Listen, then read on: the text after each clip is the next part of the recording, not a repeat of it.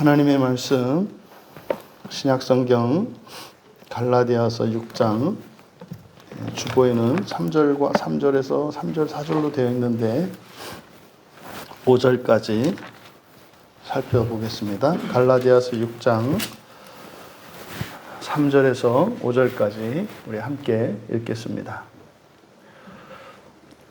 만일 누가 아무것도 되지 못하고 된 줄로 생각하면 스스로 속임이라. 각각 자기의 일을 살피라. 그리하면 자랑할 것이 자기에게는 있어도 남에게는 있지 아니하리니 각각 자기의 짐을 질 것이라. 아멘. 스스로 속지 말라라는 제목으로 지난주에 이어서 이 그리스도의 법, 그러니까 서로의 짐을 지고 살아가는 이 사랑의 법에 대해서 우리가 살펴보려고 합니다. 이어서 3절은 왜냐하면, 이 3절은 왜냐하면 이렇게 시작을 합니다. 그러니까 1절에서 형제들 너희들 중에 어떤 사람이 너희의 잘못이 없는데도 먼저 너희들에게 어떤 실수를 했다면 허물에 관한 것이라고 말씀을 드렸습니다. 이것은 잘못이 아니에요. 모든 잘못을 다 용서하고 그것을 져라 이런 내용이 아니라 허물에 관한 것입니다. 허물에 관한. 그래서 능력의 문제이고요. 지식의 문제이고요. 본성적인 문제입니다. 그러니까 힘이 없는 어린아이의 그 한계. 마찬가지로 성인이라 할지라도 그 사람의 어떠함, 그 한계와 수준이 있기 때문에 또 자기가 알지 못하는 것이기 때문에 어찌할 수 없는, 하지만 그것으로 인해서 주변 사람들은 괴로움을 당하고 있는, 이것이 지금 여기서 바로 관심의 대상인 허물인 겁니다. 그래서 그런 허물을 품어주라는 거예요. 감당하라는 겁니다. 여기서 그래서 서로 짐을 지라고 하는 이 말씀은 다른 사람의 잘못이나 실수 이런 것들을 정죄하고 판단하고 비난하고 그렇게 할 것이 아니라 보다 적극적으로 그렇게 실수할 기회를 주고, 사실 실수할 기회를 준다는 게 뭡니까? 그것을 고칠 기회를 주는 거죠. 고칠 기회를 주는 거죠. 만약에 그런 허물을 용납하지 않으면 그것을 감추게 됩니다. 감추게 되면 그것을 고칠 길이 없어요. 겉으로는 전혀 다른 사람들이 그것을 알아볼 수 없기 때문에 자신의 허물로 인해서 자신의 마음 속에서는 큰 괴로움을 겪겠습니다마는 사실상 관계 속에서는 그것이 큰 문제가 되지 않기 때문에 그 허물을 죄로 인식하고 죄를 인식한 이후에라야 그것을 회개할 기회가 주어지는데, 허물의 상태에 머물러 있으면 그 사람이 이것은 회복될 수 없는 겁니다. 그래서 서로의 허물로 인한 그런 어려움을 감당하라고 하는 목적은 서로가 온전한 사람이 되기를 바라는 마음에서 일어나는 것이고, 그렇게 하려면 사랑하지 않으면 그것을 감당해야 될 이유가 없어요. 바로 그렇게 그것이 이제 사실은 그리스도의 법이라고 말씀한 것이고, 결국 그것은 사랑의 법이고, 사랑이라고 하는 것은 서로를 위해서 고난과 고통을 기쁜 마음으로 자원하여 그걸 감당해 주는 것이기 때문에 사랑의 법을 성취해라. 이것은 지금 여기서 항상 이렇게 하라고 하는 목적이 무엇인지를 여러분들이 늘 염두에 두셔야 합니다. 그것은 첫째 부활입니다. 지옥이 없이 하나님 나라에 이르는 부활, 이것이 첫째 부활입니다. 이것을 말하는 거예요. 그러면서 이렇게 말씀하시고 난 뒤에 3절에서 그러는 거죠. 왜냐하면, 그러니까 뭐겠습니까? 서로 짐을 져서, 서로의 그 짐을 져서 그리스도의 법을 성취하라고 했는데 왜 그래야 하냐면, 왜냐하면 그런 거죠. 만일 누군가가, 그러니까 우리말 성경에 아무것도 되지 못하고 된 줄로 생각하면, 그래서 되지 못하고 라기보다는 이것을 그냥 그대로 좀 직역을 하면, 만일 누군가가 아무것도 아니면서, 그러니까 되다라고 하는 말보다는 아니다, 뭐뭐이다, 부정이니까 아니다. 만일 누군가가 아무것도 아니면서 무엇이나 된 줄로 생각한다면, 그는, 여기서 스스로를 속임이라 이렇게 되어 있는데요. 여기서 속이다라고 하는 말이 그냥 속인다라고 하는 것이 아니라 프렌을 앞에 붙었어요. 프렌과 속이다라고 하는 아파트하고가 합쳐 있기 때문에 이거는 마음을 속이다라고 정확하게 번역을 해야 합니다. 그래서 그리하면 그는 아무것도 아니면서 무엇이나 된 줄로 생각한다면 그는 자기 마음을 속이는 것이 되기 때문이다. 이렇게 이제 번역이 됩니다. 그러니까요, 이제 3절에서 말씀한 내용은 바로 앞에서 왜 우리가 서로의 짐을 지고 서로의 짐을 지면서 그리스도의 법을 성취해야 되는지를 얘기하는 거예요. 그러니까 그 이유는 뭡니까? 첫째로 우리가 아무것도 아니면서 무엇이나 된 줄로 착각할 수 있다는 거죠. 그러니까 우리가 이렇게 착각할 수 있다라고 하는 것을 얘기를 하는 거예요. 그리고 그런 일들이 왜 일어나는가? 자기가 자기 마음을 속이기 때문이라고 밝히고 있는 겁니다. 그래서 여기서 우리말 성경에 아무것도 되지 못하고, 그래서 여기서 되지 못하고를 뭐라고? 아니면서라고 번역을 하라 했어요. 아니면서. 그러니까 여기서 조심할 게 있습니다, 여러분. 사람이 아무것도 아니다. 사람이 아무것도 아니다. 정말 그럴까요? 그렇지 않습니다. 그러니까 이것을 문자적인 의미로 그대로 받아들이시면 안 돼요. 그러니까 지금 누군가가 아무것도 아니면서 이게요, 이게 기독교 안에 있는 빠지기 쉬운 큰 함정이에요. 이게 성경에 로마서 3장에서 강조하는 내용이 뭡니까? 의인은 없다는 거예요. 그리고 모든 사람이 하나님 앞에서 범죄했다는 거예요. 그러니까 여기서 조심해야 합니다. 의인은 없다. 그리고 모든 사람이 다 하나님께 죄를 범했다. 라고 하는 이 말을 가지고 세상 사람들 모두 다 똑같은 죄인이고 똑같이 의인이 아니다. 이렇게 일반화시켜서는 안 됩니다.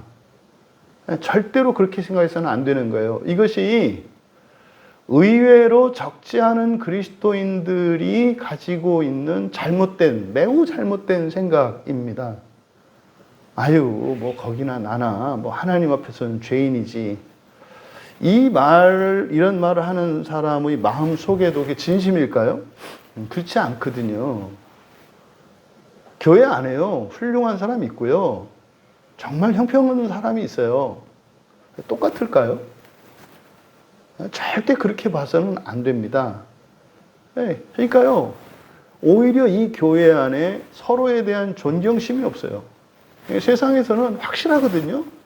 재산이면 재산, 신분이면 신분, 기준이 정확합니다. 그래서 그 기준에 못 미치면요, 그냥 알아서 죽는 거고요. 알아서 기는 거예요, 그냥. 근데 교회 안에서는 마치 그런 모든 기준이 싹 없어지니까 그냥 오히려 잘하고 훌륭하고 많은 사람들이 겸손해지는 것은 좋겠습니다만은, 말도 안 되고 형편없는 사람들이 창피한 줄도 모르고 전혀 반성하지도 않고 고치려고 하는 마음도 없어요. 그 사람들이 뭐라고 하는 거예요? 다 하나님 앞에서 범죄했고 어차피 다 의인은 하나도 없는데. 이런 일들이 교회 안에 비일비재하게 일어나요. 그러니까 이게 이제 그러니까 교회 생활 오래 한 사람들이 열심히 있고 또 성실하고 정말 힘을 다해서 살아가는 사람들이 교회 생활을 오래 하다 보면은요, 이제 그런 사람한테 질리는 거예요. 되게 그 사람들이 교회를 떠난 경우들이 적지 않습니다. 그러니까 잘못도 이제 그 사람들은 그 사람들대로 잘못 알고 있는 거죠. 지금 우리가 다루고 있는 이 주제, 서로가 서로의 짐을 지라고 하는 이것이 굉장히 중요한 구원의 원리거든요. 이제 그 사람들은 그러는 거죠. 뭐 해도 해도 끝이 없고 답이 없으니까. 해도 해도. 그래서 뭐 교회를 떠나는 사람이 있는가 하면 또 남아있는 사람들은 끊임없이 그런 사람들을 내쫓는 일에 힘쓰고, 오히려 그렇게 하는 걸 뒤에서 비난하고 흠이나 잡고 뭐 이런 일들이 교회 안에 일어나는 거예요. 그러니까 지금 여기서 아무것도 아니다. 아무것도 아니다. 아무것도 아니면서 된 줄로 생각하면, 여태 일단 아무것도 아니라고 하는 이 말 속에 있는 그 함정, 조심해야 된다, 피해야 된다, 이 말이에요. 그래서요, 최선을 다한 사람은 존경받아 마땅하고요, 보람을 느끼고 기뻐하면서 감사할 수 있는 거예요. 근데요, 악하고 게으르고 불순종하는 사람들은요, 두려워해야 하고 부끄러워해야 하는 거예요. 그게 마땅한 겁니다. 그러니까 지금 여기서 말하는 것은 일반화에 대한 이야기가 아니에요. 지금 이 문맥은 허물에 대해서 이야기를 하고 있고, 왜 서로의 허물에 대해서 그런 불평과 고통을 왜 감수해야 되는지를 지금 이야기하고 있는 문맥이지, 지금 일반적으로 모든 사람은 하나님 앞에서 평등하다 이런 거 아니란 말이에요. 이런 것을 가져간 게 이게 공산주의란 말이에요. 그러니까 이 공산주의를 만들어낸, 뭐 많은 사람들이 이제 막스라고 하는 사람, 칼 막스를 많이 알잖아요. 근데 그 사람보다는 그 위에 포이에르바하라고 하는 사람이 있어요. 이 사람들이 다 신학자들입니다. 신학자에서 이렇게 흘러나온 사상이에요. 이거를 이제 정치 이념으로 만든 거거든요. 그럼 그 사람들이 그냥 만인의 평등 이런 얘기를 해요. 그거 말도 안 되는 소리죠. 어떻게 열심히 살아가는 사람하고 게으르게 살아가는 사람이 똑같이 살아갈 수 있다고 생각을 하십니까? 그러면은요, 세상은 가난해져요. 역사적으로 입증이 됐잖아요. 공산주의를 받아들였던 나라들 다 포기했어요, 공산주의를. 왜요? 그렇게 해보니까 정말로 능력이 있는 사람들이 더 열심히 힘을 내서 능력이 없는 사람들을 도와주며, 또 그럼 능력이 없는 사람들은 그것에 감동을 받고 열심히 노력하고 공부를 해서 점점점 좋아지고, 그래서 결국 모든 사람들이 이렇게 평등하게 살아갈 수 있는 사회가 되는 게 아니라, 게으른 사람은 더 게을러질 것이고, 능력 있고 성실하게 살는 사람들조차도 나중에는 안 하게 된다고 하는 것을 역사적으로 경험을 한 거예요. 다 그만뒀잖아요. 근데 북한은 공산주의 국가가 아니에요. 북한은 사이비 단체입니다. 저기는 종교국가예요. 종교국가. 김일성이라고 하는 신을, 이제 그 가족이 하나님 가정이죠. 하나님 가정. 그게 뭐 우리나라에서 뭐 자칭 예수라고 하는, 그러니까 여기 지금 신천지가 저는 북한하고 분명히 관련이 있다고 저는 생각을 해요. 왜냐하면 신천지에서 가르치는 내용이요, 신천지에서 처음 하는 거 아니에요. 옛날에 다른 사람들이 다 했던 내용들이거든요. 그런데 왜 신천지가 이렇게 몇십만 명의 사람들이 모였을까? 여러 가지 이유가 있겠습니다만은, 뭐 1차적으로는 우리 교회의 잘못이에요. 교회에서 성경을 왜곡시켰기 때문에 교회 안에 있는 이런 잘못들로 인해서 생긴 거고요. 그 다음에 실질적으로 신천지라고 하는데 사람들이 저렇게 많이 모이고 이렇게 전국적인 조직을 가질 수 있었던 것은, 제가 이거는 뭐 개인적인 생각입니다만 분명히 저기에 용공 세력들이 개입돼 있어요. 옛날에 90년대 이 사회주의 국가가, 그러니까 러시아가 멸망하고 나서 그때 그 사회주의를 공부했던 사람들이 오갈 데가 없어졌어요.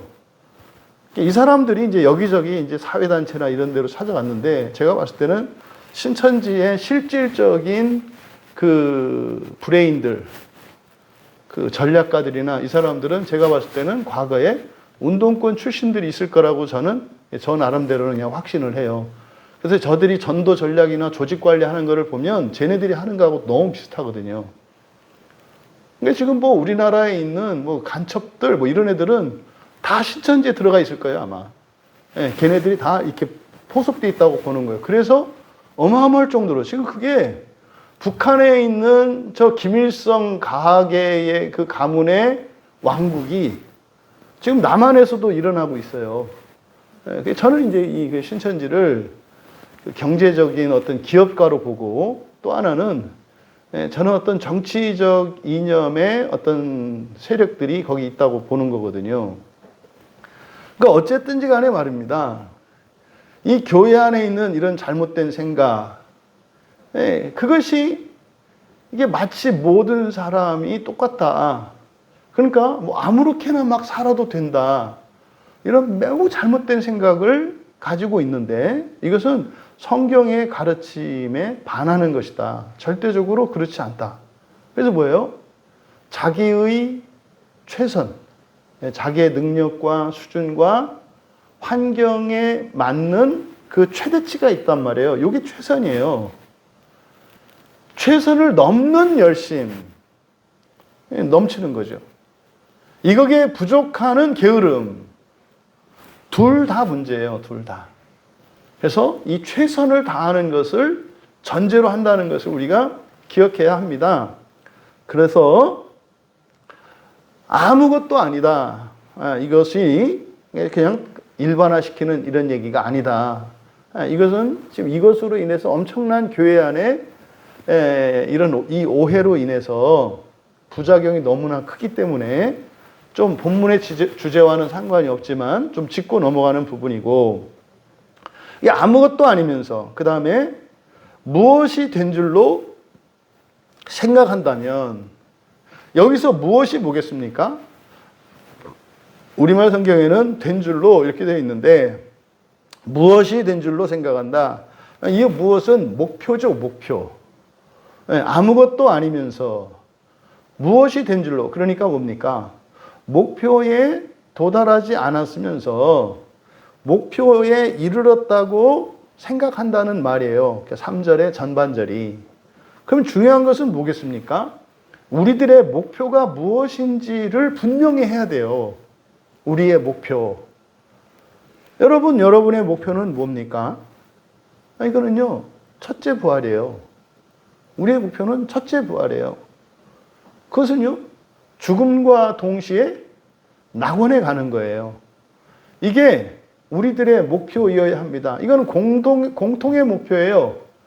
모든 기독교인들의 공통의 목표예요. 이 목표 때문에요. 사람들이 400년에서 500년 동안 땅 속에 무덤 밑에 굴을 파고 살았어요. 이 목표 때문에. 이 목표 때문에요. 사람들이요, 자기 가족들까지 다 죽임당하는 순교적인 삶을 살았어요. 무엇 때문에? 이 목표 때문에. 또 자신의 생명과 자신의 영광과 이 세상의 영광과 부와 명예와 모든 것을 다 내려놓을 수 있었어요. 무엇 때문에요? 이 목표 때문에요. 그러니까 이 목표에 이르기 전에는 어느 누구도 뭐라도 된 것처럼 착각하면 안 된다 이 말이에요. 그러니까 그 목표에 비하면 우리들이 가지고 있는, 또 우리들이 이룬 그 업적과 성과, 위대한 일들, 이것들은 다 뭐다? 아무것도 아니다라고 얘기하는 거지. 그냥 너희들은 다 똑같은 거야, 평등이야, 이런 생각을 해서 되지 않는다 이 말이에요. 그러니까 지금 3절의 전반절에서 이야기한 내용, 그러니까 이 세상을 살아갈 동안 사람의 힘으로는 절대로 다다를 수 없는, 그리고 이룰 수 없는 목표가 있어요. 그 목표가 기독교인들이 인생을 살아가는 목표입니다. 근데 그것은 뭡니까? 사실은 완전한 하나님의 자녀가 되는 일이고 부활하는 일인데, 그것은 우리의 힘으로 이 세상을 살아가는 동안 할 수 없는 일이에요. 그것은 오직 주님의 힘과 능력으로, 주님의 은혜로만 이루어지는 일이에요. 그것을 위해서, 그 목표를 위해서 살아가는 방식이 바로 앞에 1절과 2절에서 뭐라고 얘기한 거예요? 서로가 서로의 허물을 감당하면서 사랑하면서 살아가는 거라고 말씀을 한 거예요. 그러면 우리들은 무엇을 막 만들어서 이루어가는 게 아니라 사실은 우리가 이 세상을 살아가는 동안 우리가 힘쓰고 해야 될 일은 뭐라는 거예요? 서로 감당하는 거예요. 서로에게서 어떤 유익을 얻는 게 아니라요. 서로가, 그러니까 상대방이 나에게 주는 불편과 어려움을 감당하면서 살아가는 거라고 얘기를 한 거예요. 그러니까 이거는요, 하기 싫은 사람은 있을지 몰라도 못할 사람은 없어요. 그냥 얻어맞고 당하고 살면 되니까. 근데요, 그게 죽기보다 싫거든요. 그런 일 하기가. 내가 차라리 누구를 위해서 막 내 심장은 빼어줄지라도, 내 전 재산은 줄 수 있을지 몰라도 불편한 거 못 견딘단 말이에요.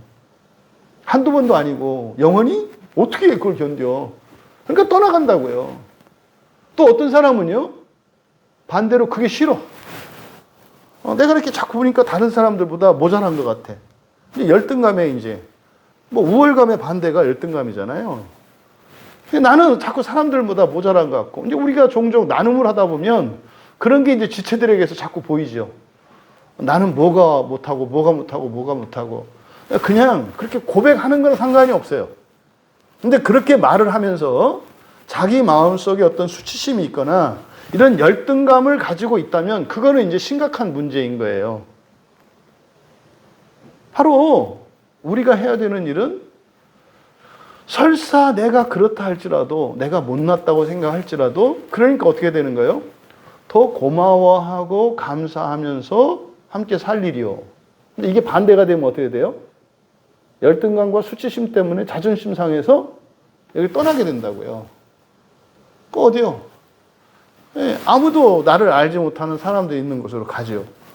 그래서 거기서 또 은혜를 받으면 언젠가 나오거든요. 그러면 그때 또 떠나죠. 이게 떠돌이처럼 살아가는 거예요.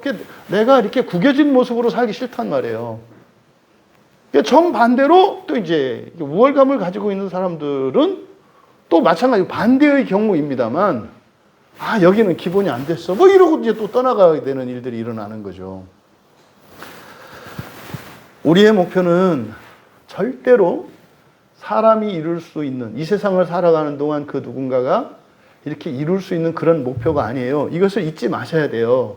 항상 이것을 잊지 마셔야 돼요. 그러면 그 목표를 향해서 살아가는 방식이 뭐다? 서로의 허물을 참고 견디면서 사랑하면서 살아가라는 거예요. 근데 그게 어떻다? 죽기보다 싫어요. 근데 그 죽기보다 싫은 게 거짓 감정이죠. 왜요? 그거는 그 사람을 위해서 하라는 게 아니거든요. 그렇게 해야 되는 이유가 뭐예요? 나를 위한 거예요. 내가 남은 고난 없이, 다시 말해서 지옥에 가지 않고 죽음과 동시에 즉시 낙원에 가서 첫째 부활에, 하나님 나라가 임할 때 첫째 부활에 참여하기 위해서 하나님이 예비해 주신 은혜의 방편인 거지. 마치 내가 뭐 그리스도인이니까, 그리스도인은 사랑의 종교고, 나는 뭐 나를 위해서 십자가에서 예수님이 죽어졌으니까 그 빚을 대신 갚아야, 이런 개념이 아니에요. 나의 완전한 구원을 위해서 지금 바울 사도께서 계시받은 그 구원의 길을 우리에게 제시해 주는 거라고요. 하나님 나라가 성경 시험 봐서 갈까요? 그게 신천지에서 가르치는 거예요. 신천지는 시험 봐서 간다는 거예요. 신천지 사람들이 왜 그렇게 자신 있는 줄 아세요? 난 시험 봤다 이거예요. 웃기는 소리 하고 있어. 채점 제대로 안 해요.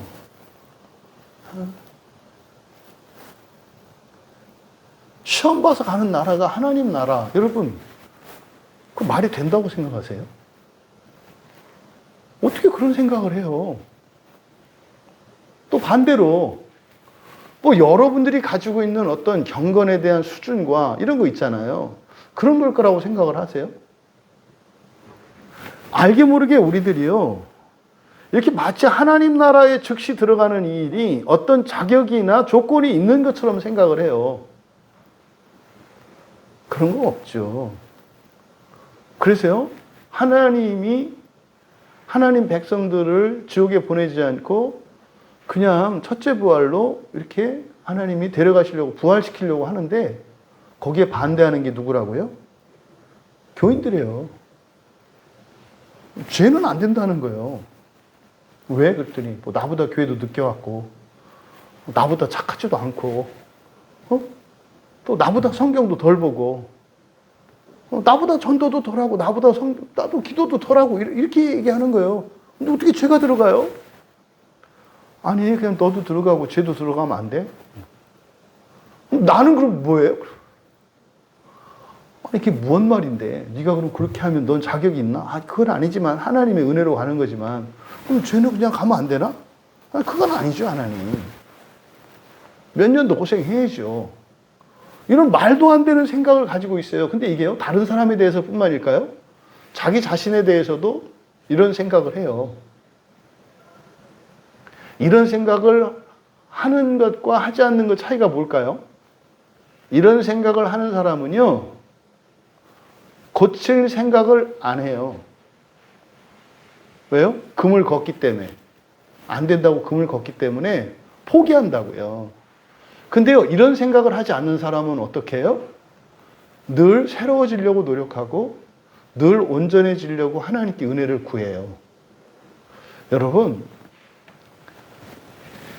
3절에서 아무것도 아니면서 무엇이 된 줄로 생각한다면 이것은 지금 절대적인 목표를 기준으로 얘기하는 거다. 이것은 그냥 모든 사람에 대해서 일반화시키는 얘기가 아니다. 그는 자기 마음을 속이는 것이기 때문이다. 그러니까 3절의 상반절은 우리들이 이런 생각을 하는 거예요. 근데 그런 일들이 왜 일어나는가? 우리가 우리의 마음을 속인다는 거죠. 우리 마음을 속여서 이런 일들이 일어난다고요. 그러니까 3절 전체적으로 보면 2절에서 말씀하신 것처럼 서로가 서로의 짐을 지고 그리스도의 법을 가야 하는 이유는 우리들이 이렇게 아무것도 아니면서 뭐라도 된 줄로 착각하고 또 이렇게 스스로 자기 마음을 속이면서 살고 있기 때문에 그래서 뭘 하더라도 해서 갈 수가 없어요. 왜? 계속 속이기 때문에. 그래서 어떻게 살아가라? 서로의 짐을 지고 그리스도의 법을 성취하면서 살아가라. 왜요? 한결같이 어려울 거니까. 한결같이 힘들 거니까. 그래서요, 이거는 절대로 내 힘으로 이룰 수 없는 거네 라고 하는 걸 깨달을 거라고요. 이거는 하나님이 도와주시지 않으면 안 되는 거네. 한순간이라도 하나님의 은혜가 떨어지면 나는 중단할 수밖에 없는 거네. 이걸 깨닫게 될 거니까. 그러니까 우리가 누리게 될 그 부활의 영광, 절대적인 그 가치, 이 세상에서는 절대적인 악으로 느껴야 된다 이 말이에요. 도저히 견딜 수 없는, 할 수 없는 것 같은 절대악. 그러니까 그 절대악을 사랑해. 그 절대악은요, 사랑할 수 없는 거고 사랑해서는 안 되는 거거든요. 근데 그걸 사랑하고 견디라는 거예요. 그러니까 그것이 목적이 아니라 사실 이것을 통해서 우리가 이 목표를 놓치지 않을 수 있다는 거죠. 이 목표는 절대로 우리가 얻을 수 없는 거예요. 절대로 우리가 누릴 수 없는 거예요. 그래서 이 세상은 그 부활의 영광과 기쁨을 대신할 수 있는 뭐가 없어요. 좋은 거는요, 다 실증나요. 다 실증나게 돼 있어요. 근데요, 나쁜 거는요, 한없이 나빠요. 이 세상에선 그래요. 이 세상에서. 괴로움이요, 더 괴롭고 더 괴롭고 더 괴롭고 끝도 없어요. 외로움이요, 더 외롭고 더 외롭고 더 외롭고 끝도 없어요. 그러니까 이 세상에서 절대적인 것은요, 악이에요, 악. 선이 아니라 악이라고. 그래서 그 악을 붙들고 살아감으로써 절대적인 가치가 무엇인지, 절대적인 게 뭔지. 그러니까 절대적인 것은요, 우리로서는 어떻게 할 수 없는 거예요. 인정하지 않을 수 없는. 그래서 부활은 오직 주님의 은혜로만 이룰 수 있는 것이기 때문에 서로의 허물을 감당하고 살아가면서 야, 이건 해도 해도 너무한다. 이제 내가 이번만 참고 그만 참을란다. 이렇게 딱 하나님이 또 은혜를 주셔서 조금 더 참고 그래서 조금 더 참고 이렇게 가는 거예요. 이러면서 우리는요, 야, 이렇게 계속 살아야 된다고? 이러면 절망하게 되죠. 이렇게 살아야 되는 이유가 뭐예요? 그 목표 때문이라고요. 그 목표가 뭐예요? 부활이에요, 부활. 죽음과 동시에 부활. 그러니까요. 이렇게 살아갈 때 사람의 힘과 능력으로는 도저히 이룰 수 없는 그 부활에 이르게 된다고 하는 하나님의 약속을 믿고 그렇게 살아가는 거죠. 여기서 스스로 속인다 이렇게 되어 있는데 이게 프렌과 속이다라고 하는 아파타오의 합성어라고 그랬어요. 이게 이 프렌은 마음의 껍질이잖아요. 그렇죠? 이게 마음이란 말이에요. 그래서 우리의 마음은 이렇게 속아요. 우리의 마음은. 이 단어가 이제 성경에서는 동사형으로는 여기 딱 한 번 사용되고 디도서 1장 10절에 이제 명사형으로 프레나 파테스 그래서 명사형으로 딱 한 번, 계속 동사형으로 한 번, 명사형으로 한 번 사용되는 말인데 이거는 그래서 그냥 속이다 하면 안 되고 마음을 속이다 이렇게 해야 된다고 그랬어요. 스스로 마음을 속이다. 그러면요, 마음은 누가 속이는 거예요? 내가 속이는 거예요, 내가. 다른 사람이 내 마음을 속이는 게 아니라 마음은 누가 속이는 거다? 내가 속이는 거예요, 내가. 내가 나를 속여요. 그러니까 나를 속일 수 있는 건 나밖에 없어요. 그러니까 우리가 마음 기경을 하는 게 뭐예요? 근데 그동안 내가 속았던, 그리고 내가 내 마음을 속이고 살았던 것을 발견하는 게 마음 기경이란 말이죠. 그래서 아무것도 아니면서 뭐라도 된 줄로 생각하는 것은 자기 마음을 속이는 거다. 뭘 속인 거겠어요? 목표를 속인 거예요, 목표를. 마치 무슨 사람이 되는 게 우리의 목표인 양. 마치 이 세상을 살면서 어떤 문제나 어려움을 해결하는 게 목표인 양. 그런 거 아니에요. 그냥 극단적으로 말하면요, 이 세상은 어떻게 살아도 상관없어요. 오늘 저기 이제 선교지에 있는 어떤 선교사님 선교 편지를 받았는데 그 아이가 중증 지적 장애 이제 그 아들이 중증 지적 장애 판정을 받았어요. 나이는 초등학교 2학년인데 실제로는 정신 연령은 4살 정도 된대요. 여러분 어떻게 생각하세요? 여러분 자녀가 그런 지적장애 판단을 받았을 때 여러분 마음이 어떨 것 같으세요? 그런데요, 잠깐 그것과는 별개로 우리들 이 세상에 있는 사람들을 볼까요? 나이는 그냥 한 해 한 해 시간이 가면 갈수록 나이에 따라서 출생 연도를 따라서 1년씩 먹으니까 해서 그냥 죽지 않고 살아있으면 나이는 먹잖아요. 근데 여러분들이 지금 살면서 만났던 사람들이 나이값 다 하는 사람들이 있나요? 그렇게 많지 않아요. 50, 60 먹었는데도 10살, 20살도 못 먹은 제약가림도 못하는 사람도 얼마든지 있잖아요. 왜 나이 먹는 게 중요할까요? 그러니까 그 아이는 제가 이제 그 선교사님한테 그렇게 이제 답장을 한 거예요. 다른 집 애들은 8살 먹으면 8살 먹은 아이의 지적 능력을 가지고 있고, 그럼 선교사님 아이는 8살 먹었는데 4살의 지적 수준을 가지고 있어. 이게 문제인가요? 그걸 이제 병으로 얘기하는 거거든요.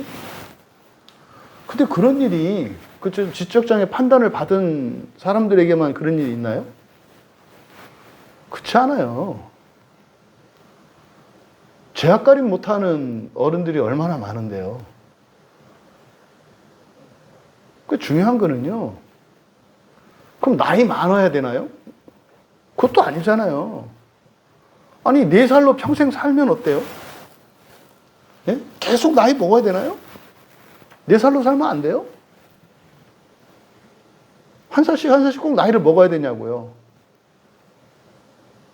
또 이렇게 하면, 이런 얘기 하면서 제가 이제 마음속으로 들은 어떤 불안감, 그런 거 아시죠? 그렇구나. 그냥 내가 이렇게 살아도 되겠구나. 이렇게 가면 안 되는 거예요. 일반인들은 정상으로 자기 나이값 하려고 기준을 삼아야 되는 거고, 그런 이제 특별한 경우를 얘기하는 거예요. 그런 부모 입장에서. 상관없잖아요. 이렇게 뭐 약삭 빠르고 이런 애들처럼 제 나이 먹고 이 세상에서 제 나이 먹는다는 게 뭐예요?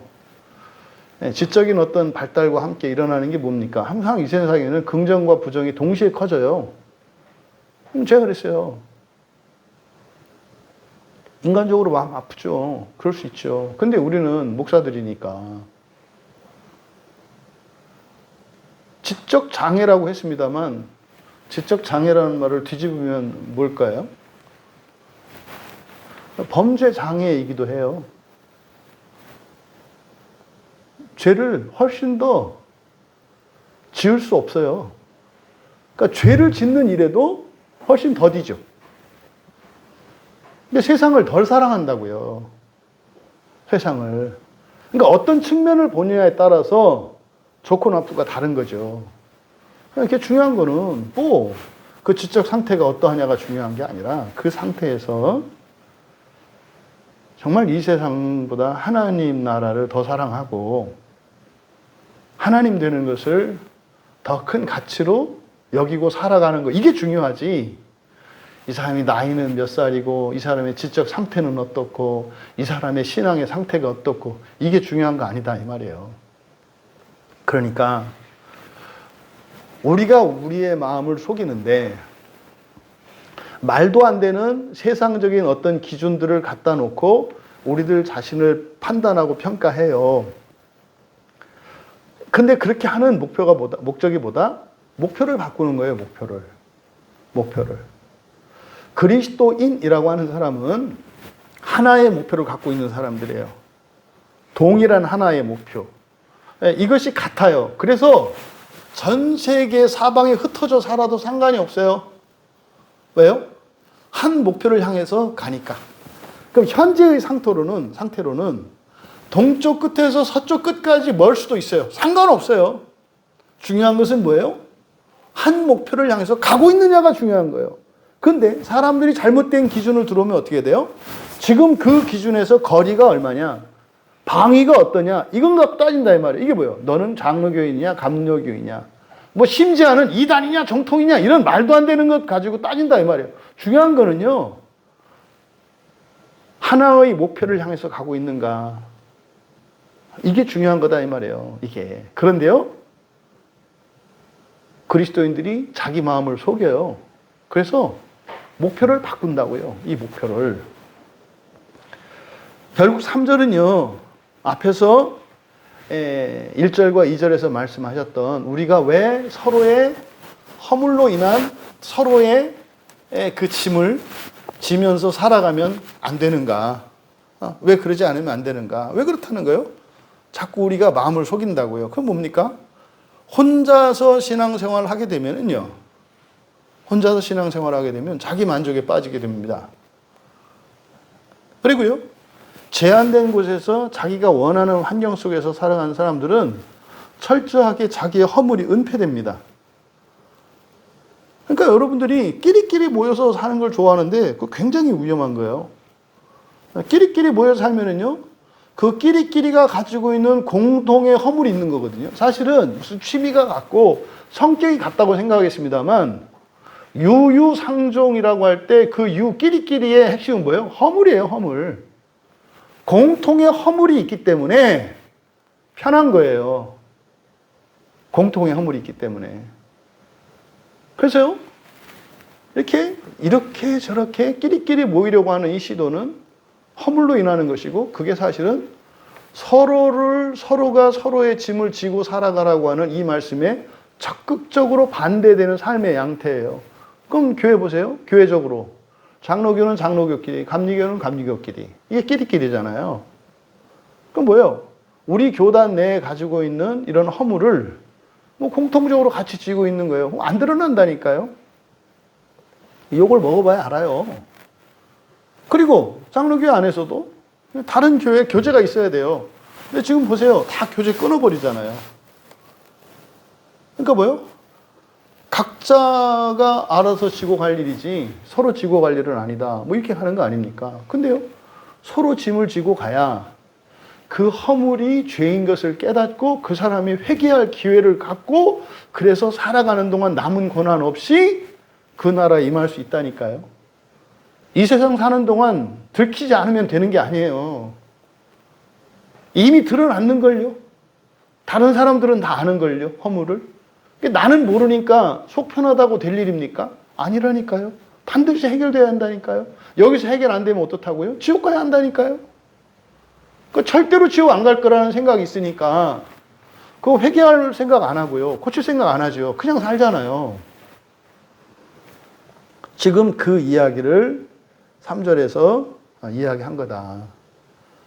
왜냐하면 아무것도 아니면서 뭐라도 된 줄로 이렇게 생각하는 건데 우리는 그렇게 하게 돼 있어.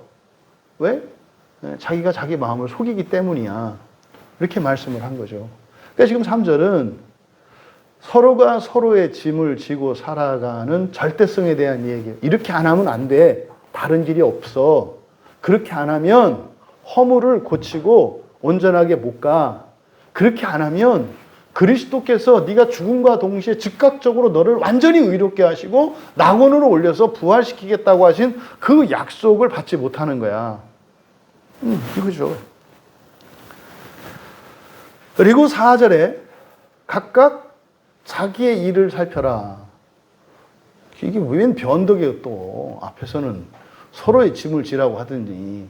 근데 여기서 각각 자기의 일과 앞에서 서로의 짐을 지라고 하는 것은 전혀 다른 내용이에요.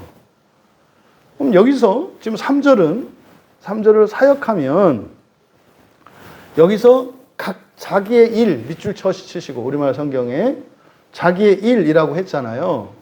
그럼 여기서 자신의 일이라고 번역되어 있는데 이거는 바로 앞에 속임과 관계되어 있어요. 속임은 마음을 속이다 라고 했잖아요. 마음을 속이다. 마음을 속이다. 그러니까 여기서 살피다 라고 하는 자기의 일이라고 했는데 자기의 일을 그러니까 자기 마음의 작용 이렇게 바꾸세요. 자기 마음의 작용. 그러니까 각각 자기 마음의 작용을 살피라. 이게 도키마조니까 시험하라예요. 그러나 각각 자기 마음의 작용을 시험하라. 그러니까요, 서로가 서로의 짐을 지고 살아감으로써 내가 내 마음을 속이지 못하게 할 수 있는 거예요. 그러면 4절 그러나 각각 자기 마음의 작용을 시험하라. 그러면 이제 그러하면이잖아요. 자랑할 것이 자기에게는 있어도 남에게는 있지 아니리 이렇게 이제 번역이 됐는데 여기를 그러면 그는 다른 사람이 아니라 오직 자신을 위한 다른 사람이 아니라 오직 자신을 위한 자랑거리를 가지게 될 것이다. 다시 한번 불러드리면 그러나 각각 자기 마음의 작용을 시험하라. 그러면 그는 다른 사람이 아니라 오직 자신을 위한 자랑거리를 가지게 될 것이다. 여기서 각각 자기 마음의 작용을 시험하라. 이게 뭡니까? 이 앞에서 이어지는 내용이죠. 다른 사람의 허물로 인한 그 불편과 피해를 지고 살라니 이게요, 격동당하잖아요. 어느 순간 되면 내가 좀 이거를 감당할 수 있을 줄 알았는데 해도 너무한 상황이 오잖아요. 그게 자기 마음의 작용을 시험하는 거예요. 오래 참다 보면은요, 이게 본성적인 게 아니고, 이게 내가 인간적으로 그냥 참은 거였구나, 라는 것을 알게 돼요. 한계가 나타나니까. 한계가 안 나타나면, 그건 본성이 변한 거예요. 본성이 변한 거예요. 여러분들이 그저 이 세상에 사랑의 대명사가 어머니인데, 어머니조차도 그렇게 사랑스러운 자식들이 순간순간 더 이상 못하겠다 이런 마음이 들 때가 있잖아요. 근데 그게 금세 거짓 감정이라는 걸 알게 되죠. 진심 아니잖아요. 힘들다는 것을 그렇게 표시한 거잖아요. 그러니까 그런 과정 속에서 우리의 마음 속에 이런 거짓 감정의 작용들이 일어나게 돼요. 그래서요, 계속 우리의 마음이 속고 있다는 사실을 알게 된다는 거예요. 그러니까 힘들어서 내가 그런 말, 내가 이제 더 이상은 못하겠어, 내가 집 나가버릴 거야 이랬지만 그게 진심이 아니거든요. 그건 뭐예요? 힘들다고 얘기하는 거예요. 그럼 사실은 그런 자매는 어떻게 해야 돼요? 하나님 도와주세요 라고 해야 되는데 죽어도 기도는 안 해요. 그리고 어떻게 해요? 한번 일 저지르고 또 그 다음에 또 막 죄책감 갖고 그 죄책감 때문에 또 뭐 이렇게 참고 살다가 빚 갚는 거지. 못된 생각, 못된 말 했으니까. 미안하면 또, 이 이쁜 걸 두고 내가 또 집 나간다고 생각을 한 게 내가 못됐지. 이러고 또 이제 참는 거지. 근데요, 힘이 없는 거는 힘이 없는 거잖아요. 그럼 한계에 다다르잖아요. 진짜 내가 이제 더 이상은 못 참게. 이게 지금 오늘날 20, 30대 우리나라 아기를 둔 자매들에게서 일어나는 일이에요.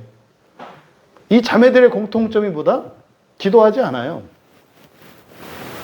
하나님의 은혜를 구하지 않아요. 또 이런 자매를 둔 형제들은 어떻게 할까요? 거기도 이제 미치는 거죠. 그럼 그 형제들은 교회 와서 기도하고 그래야 되는데 어떻게 되는 거예요? 거긴 거기대로 또 참지. 웃고. 그러다가 이제 어느 날 되면 이제 한판 하든지 아니면 바깥에 나가서 사고를 치든지 또 그 죄책감에 시달려서 또 참고 살다가 똑같아. 아기를 참고 살다가 한판 버리는 철없는 엄마나 또 철없는 아내를 또 버티고 살다가 한판 버리는 남편 된 형제나 또 이제 그런 그 형제와 자매를 둔 목사나 뭐 똑같이 가는 거예요. 똑같이. 여러분, 그러니까 서로를 위해서 그 허물을 감당하고 살아갈 때 우리의 마음을 시험해 볼 수가 있어요. 내가 이렇게 오해를 했고 오해를 받았고 또 내가 내 마음을 이렇게 속였고 또 속고 살고 있었구나 라고 하는 것을 깨닫는다는 거죠. 이게 각각 자기 마음의 작용을 시험하라는 거예요. 이게 마음 기경하는 거라니까요. 마음 기경을 해봐야 그것을 알 수가 있어요. 이게 시험하는 거라고요. 근데 제가 뭐 절대적으로 옳습니까, 제가? 그렇지 않잖아요. 그럼 뭐 제가 이제 그걸 가지고 또 우리 지체들끼리 서로 얘기를 하면 거기에서 생각을 하는 거잖아요. 맞고 틀리고를. 내가 이 바른 생각이었구나. 잘못된 생각이었구나. 지금 요거를 말하는 거예요. 4절에서. 각각 자기 마음의 작용을 시험해라. 그러니까요. 우리 마음이 어떤 작용을 하는데 그냥 내버려 두면 안 돼요. 이걸 어떻게 해요? 제대로 작동하는지 검침하는 거잖아요. 그래서 자동차를 사용할 때도 점검을 한단 말이에요. 이게 기름은 있는지. 그 앞에 자동차 계기판에 있잖아요. 기름이 얼마나 있는지. 또 타이어가 펑크가 났는지 안 났는지. 뭐 핸들이 작동하는지. 엔진이 정도 늘 시험하잖아요. 우리가 점검을 하잖아요. 소리를 듣고 차의 움직이는 거 점검하잖아요. 그러니까 우리의 마음을 요게 마음을 지키는 거라고요. 그러니까 바로 4절의 전반부 자기 일을 살피라. 요거 이렇게 번역이 되어 있는 이 부분은 뭐다? 각각 자기 마음의 작용을 시험하라는 거예요. 어떻게 시험하는 거예요? 앞에서 얘기한 거예요.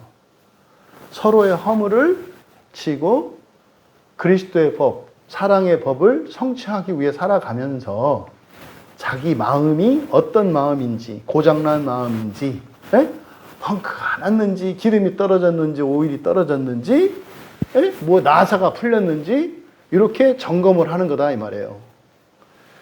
그리고 그렇게 하면 그러면 그는 다른 사람이 아니라 오직 자신을 위한 자랑거리를 가지게 될 것이다. 여러분이 여러분 차를 정비하고 고쳐, 또 여러분이 여러분 집을 수리하고 청소하고 고쳐. 그 누구의 자랑거리예요? 여러분 자랑거리. 여러분한테 이 자랑거리라는 게 뽐낸다는 뜻이 아니에요. 여러분 좋다 이 말이에요. 여러분을 위한 일이다. 그러면 앞에서 이야기한 서로의 짐을 서로가 지고 가는 이 일은 서로의 짐을 집니다만 사실은 그것은 누구를 위한 거라는 거예요? 나를 위한 거예요. 나의 무엇을 위하는 거예요? 내 마음의 작용을 시험하는 시험 문제일 뿐이에요. 그러니까요. 절대로 그건 공로가 될 수 없는 거죠. 그잖아요. 아니, 여러분 차 고치러 카센터로 가는데 그게 막, 자랑할 일이에요? 내가 오늘 뭐 차가, 이상해가지고 카센터 가서 막 고쳐왔다? 잘했지. 이게 말이 되는 얘기예요? 네? 내가 뭐 어제는 말이지, 너무 배가 고파서 말이야. 음식을 만들어서 막 이렇게 먹었는데 아주 배가 아주 그냥 팡팡한 것이 아주 그냥 좋더라고. 이게 자랑할 일이에요? 아니, 지가 고파서 저 위에서 지가 먹은 거고, 지차 고장났으니까 지가 고친 거지. 이게 뭐 누구를 위한 거냐고. 그 얘기를 하는 거예요. 여러분, 서로를 위해서 짐지는 이런 일을, 캐톨릭에서는 이런 것을 공로죠. 선행을 하는 일이잖아요. 절대로 그렇게 생각하지 말라는 거예요. 그렇게 살아가는 이유가 그렇게 살아가는 이유가 각자의 마음의 작용이 어떠한지를 시험하기 위한 방법이기 때문에 그렇게 해야 된다는 거죠. 여러분, 여기서 그리하면 약속이에요. 그렇게 하면 자기를 위해서, 남을 위한 게 아니라 자기를 위해서요. 자기를 위해서. 오직 자기 자신을 위한 자랑거리를 가지게 될 거다. 이게 뭔지 여러분은 아시겠죠? 이 자랑거리가. 부활에 대한 약속을 말하는 거예요. 그러니까요, 성경에 부활에 대한 약속이 애매하지 않아요. 어떤 자격이나 이런 걸 이루어야 된다고 하지 않는다고요. 사실 지금 대부분 이단에 빠져 있는 사람들이 이 자격을 얻기 위해서거든요. 속 시원한 자격. 신천지는 딱 거놨잖아요. 14만 4천 등. 1등에서 14만 4천 등 안에만 들면 확실해. 저 무슬림은요. 네가 폭탄을 안고 가서 자폭을 하기만 하면 확실해요. 캐톨릭에서는요. 7개 성사를 다 하면, 그리고 너의 후손들이 너를 위해서 연보를 할 거고, 그러니까 너도 너의 손주들을 위해서 연보하면, 그래서 서로가 서로를 위하면서 함께 구원에 이르게 될 거야. 그래서 캐톨릭이 가지고 있는 이 구원관도요, 사람들에게는 납득이 돼요. 칠성사 다 하고요. 그렇게 해서 조상들을 위해서 하고요. 그러니까요. 내가 살아가는 동안 좀 부족한 게 있더라도 내 자손들에 의해서, 그리고 성인에 의해서, 그리고 교회에 의해서 이런 보충이 되니까 언젠가는 되겠구나 라고 하는 확신을 줘요. 캐톨릭에서도. 개신교에서는. 개신교에서 그걸 주나요? 개신교 사람들이 하는 다른 얘기예요. 하나님 뜻에 맡겨. 하나님만 아셔. 그러니까요. 사이비가 나올 수밖에 없어요. 확실하지가 않아요. 또 확실하다고 하면 또 이단이라네, 이제는. 아니, 성경 곳곳에, 여기서 지금 그러잖아요. 그래서 다른 사람을 위한 게 아니고 자기 자신, 오직 자기 자신을 위한 그런 자랑거리를 가지게 될 것이라고 그랬잖아요. 야고보서에서도 끝에서 결론이 뭐였어요? 확실하게 첫째 부활에 들어갈 수 있는 확실한 길을 가르쳐 주셨잖아요. 여기서도 확실히 가르쳐 주시는 거예요. 근데 여러분, 여기서 수준에 대해서 말씀하고 있나요? 얼마만큼, 어느 정도 해야 된다라고 하는 그런 수준이 여기서 제시되고 있나요? 없어요. 그러니까 여기에는 어떤 전제가 깔려 있어요? 할 수 있는 만큼이에요. 이걸 최선이라고 한다고 그랬죠. 각자의 분량의 최선, 할 수 있는 만큼이라고요. 할 수 있는 만큼. 다른 사람만큼이 아니고 너 자신이 할 수 있는 만큼. 너 자신의 마음의 작용을 살피고 네가 할 수 있는 만큼 그렇게 살아가면 돼. 그러다가 도저히 할 수 없고 견딜 수 없으면 그때 할 수 없다는 걸 깨닫고 아, 하나님, 저는 여기까지네요. 그리고 하나님께 은혜를 구하면 나를 변화시킨 것을 내가 경험하게 돼요. 그러니까 예전에는 도저히 질 수 없었던 다른 사람의 짐을 지고 있는 나를, 현재의 나를 보게 되거든요. 내가 바뀌는구나. 어떤 인격이 바뀌는 이런 정도가 아니죠. 본성적으로 바뀌는 것을 경험한다고요. 그렇게 하면서 이런 경험을 통해서 우리는 그 소망에 대한 믿음이 확실해지는 거예요. 아, 이런 식으로 주님이 마지막 날에 완전하게 나를 의롭게 하시는 거구나. 이거를 확신하게 되죠. 그러면 비로소 우리가요, 서로 사랑하면서 살아갈 수 있게 되는 거예요. 그래서 사랑하려면요, 소망이 있어야 되고요. 소망을 가지려면요, 믿음이 있어야 되는 거예요.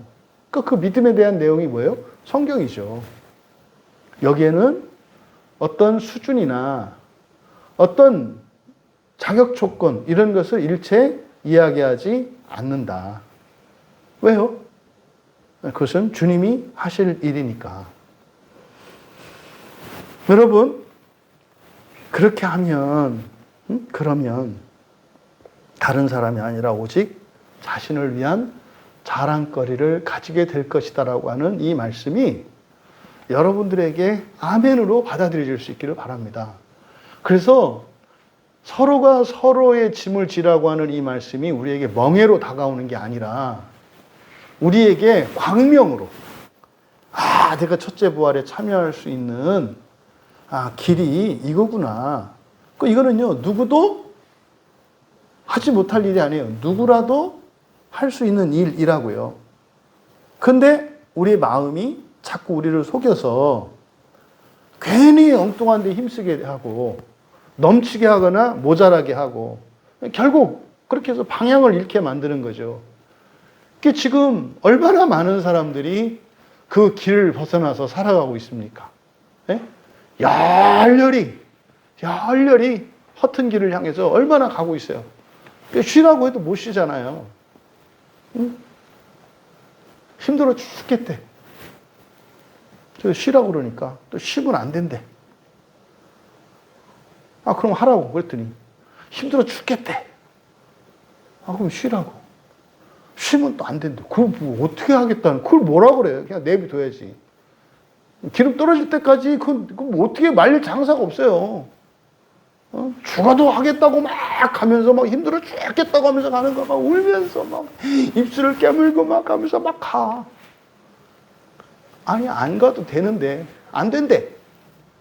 아니, 그렇게 힘든 거 보면 그 길이 아닌 거잖아요. 이게 죄의 작용이고 마음의 속임인 거죠. 성경은요, 성경을 통해서 우리에게 하나님이 제시해 주신 구원의 길은요, 쉬워요. 쉬워요. 안 믿어지고요. 네, 마음이 차지가 않아. 네? 마음에 차지가 않아. 그래서 어떻게 해요? 다 제 소견에 오른 대로 그 남는 그걸 가지고 이제 마귀가 갔다가 이제 못된 짓을 하는 거죠. 그리고 마지막으로 5절에도 왜냐하면으로 되어 있어요. 왜냐하면 각자는 자신의 짐을 질 것이기 때문이다. 결국 서로를 위해서 짐을 지라고 말씀을 했는데 결국 그것이 누구 짐이다? 나의 짐이에요. 그러니까 나의 짐을 발견할 수가 없어요. 그리고 나의 짐이 은폐된단 말이에요. 누군가가 용납해 주지 않으면. 결국 내가 다른 사람의 허물을 감당할 때, 그리고 다른 사람도 나의 허물을 감당해 줄 때, 결국 그 허물이 죄로 드러나서 회개할 수 있게 되는 거잖아요. 십계명 할 때 말씀드렸잖아요. 살인하지 말라는 계명은 우리더러 다른 사람을 죽이지 말라는 계명이 아니라 세상의 모든 사람들에게 나의 생명을 뺏지 말라고 하는 명령이라고요. 나보고 거짓말하지 말라고 하는 것은요, 너 정직하게 살아야 돼 라고 말씀하는 것이기보다는 세상 모든 사람들에게 쟤한테 거짓말하지 마 라고 이야기하는 거라고요. 여러분, 지금 여기서 왜냐하면 각자는 자신의 짐을 질 것이기 때문이다. 여러분, 인생을 살아가면서 누가 다른 누구의 짐을 질 수 있습니까? 없어요. 각자의 짐을 지고 살아갈 뿐이에요. 근데 각자의 짐을 지고 살아가는 방식을 하나님께서 서로의 짐을 지는 것으로 자기의 짐을 지게 하셨어요. 이게 무슨 말일까요? 우리가 어떻게 죄로부터 용서를 받고 우리의 죄와 허물의 자리에 하나님의 의로 충만하게 될까요? 주님이 나의 짐을 대신 지시기 때문에. 주님이 나의 짐을 대신 지시기 때문에 주님 안에서 우리가 의롭게 되잖아요. 우리의 의로움의 근거는 나의 짐을 대신 지신 그리스도로 인한 거잖아요. 구원의 방식이 각자가 각자의 죄와 허물을 극복해야 하는데 그것은요, 이타적인 사랑의 방식으로 자기의 짐을 지게 하셨어요. 결국 그러면 구원은 어떻게 일어나겠어요? 모두 다 함께 일어나게 되는 거겠죠. 개인적으로 일어납니다만 이 구원의 성취는 모두가 서로의 짐을 질 때 거기에서 구원이 완성이 된다고요. 결국 서로가 서로의 짐을 지는 방식으로 각자의 짐을 지도록 하신 것은 하나님의 구원의 뜻이 모두를 향하여 있다는 것을 우리로 하여금 알게 합니다. 여러분, 이것을 우리의 일상생활에 확대 적용시킬 수 있죠. 여러분은 반대로 여러분 각자가 감당해야 될 일이 분명히 있어요. 자기 할 일은 자기가 해야 되는 거예요. 자기 밥은 자기가 떠 먹어야 하는 거지 누가 떠 먹여주는 게 아니에요. 거기다가 갖다 대고 어머니 서로의 짐을 지라고 하셨잖아요. 제가 밥을 먹으려는데 지금 귀찮아요. 그러니까 밥숟가락으로 밥을 떠서 저한테 먹여주세요. 이게 주님의 기뻐하시는 뜻이잖아요. 매우 잘못된 적용이에요. 자기 일은 자기가 할 일이에요. 여기서 감당하라는 것은 뭐예요? 그 사람의 허물이라고요. 허물. 감당해야 되는 것은 무엇을 섬기고 하는 게 아니에요. 불편과 고통을 감수해 주는 거라고요. 그런데 그것이 그 사람을 위한 것이 아니고 사실은 그게 뭐다? 내가 져야 할 짐이라는 거죠. 결국 그 짐은 뭡니까? 내 마음이에요. 내 마음이 어떻게 작용하는지를 아는 것. 그래서 우리가 무릇 지킬 만한 것 중에 더욱 가장 지켜야 할 게 뭐예요? 마음이라고요. 여기서는 마음의 작용을 말하는 거죠. 그래서 우리의 마음이 어떠한 마음인가를 알므로 결국 나를 온전한 구원을 향해서 바른 길을 가게 하고 결국 그것은 다른 사람의 허물을 감당하는 방식으로 지고 감으로써 결국 그리스도께서 우리의 구원의 기초요, 구원의 능력이라고 하는 사실. 그러면요, 이걸 역으로 적용하면 어떻게 돼요? 여러분이 다른 사람의 그 허물의 짐을 감당하고 살아가면 거기엔 약속이 있는 거죠. 누가? 주님께서 우리의 허물을 감당하신다는 거예요. 성경에 약속되어 있어요. 주님께서 당하신 고난과 그런 매맞음과 찢김과 상처나신 것이 우리의 죄와 허물 때문이라고요.